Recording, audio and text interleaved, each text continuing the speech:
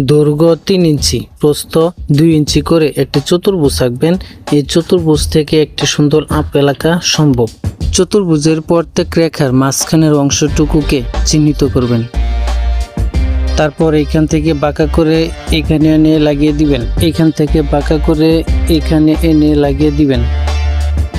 তারপর এই দাগটাকে একটু কম বাঁকা করে এই পর্যন্ত আনবেন। এই পাশেও দাগ একটু কম বাঁকা করে এই পর্যন্ত আনবেন। তারপর চতুর্ভুজের দাগের 2 সুতো নিচ দিয়ে এনে 2টি দাগকে এইভাবে মিলিয়ে দিবেন। উপরের দাগের 1 সুতো উপর দিয়ে নিয়ে এইভাবে মিলিয়ে দিবেন। তারপর এখানে এইভাবে একটি বাঁকা করে দাগ দিবেন। নিচে উপর দিকে বাঁকা করে এইভাবে একটি দাগ দিবেন। উপরে মাঝখান দিয়ে এইভাবে 2টি দাগ টেনে আপেলের মূল বুটা বা ডাটা বানিয়ে নেবেন। এরপর অঙ্কনকৃত আপেলের সকল দাগই পার্মানেন্ট মার্কার দিয়ে দাগিয়ে নেবেন। দাগানো শেষ হলে বাকি সকল দাগ রাবার বা মুছনি দিয়ে ঘষে ঘষে সুন্দর করে পরিষ্কার করে নেবেন।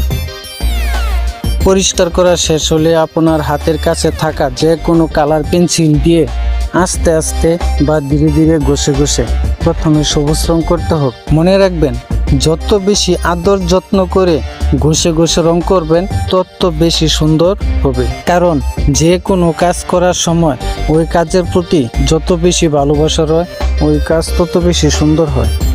সবুজ রং করা শেষ হলে কমলা রঙের পেন্সিল বা লাল রঙের পেন্সিল দিয়ে হালকাভাবে পুরো সবুজ রঙের উপর ঘষে ঘষে রং করতে হবে। কিন্তু কিছু কিছু জায়গায় কম দিতে হবে, আবার কিছু কিছু জায়গায় বেশি দিতে হবে। তাতে আপেলের সুন্দর আকৃতি আসবে। আপেলের বুটার গোড়ায় গাঢ় সবুজ বা কালো সবুজ রং দিতে হবে। এরপর আপেলটাকে চকচকে করার জন্য হলুদ পেন্সিল দিয়ে পুরো আপেলের উপর ঘষে ঘষে রং করতে হবে। সুযোগ পেলে ফাঁক দিয়ে বুটার উপর গাঢ় সবুজ রং লাগিয়ে দিবেন। এরপরেও যদি প্রয়োজন হয় আবারও যে কোনো রং ব্যবহার করতে হবে বা রং দিতে হবে। অবশেষে আপেলের সৌন্দর্যকে আরো বাড়ানোর জন্য বুটা থেকে নিচের দিকে একটি পাতা বানিয়ে দিবেন।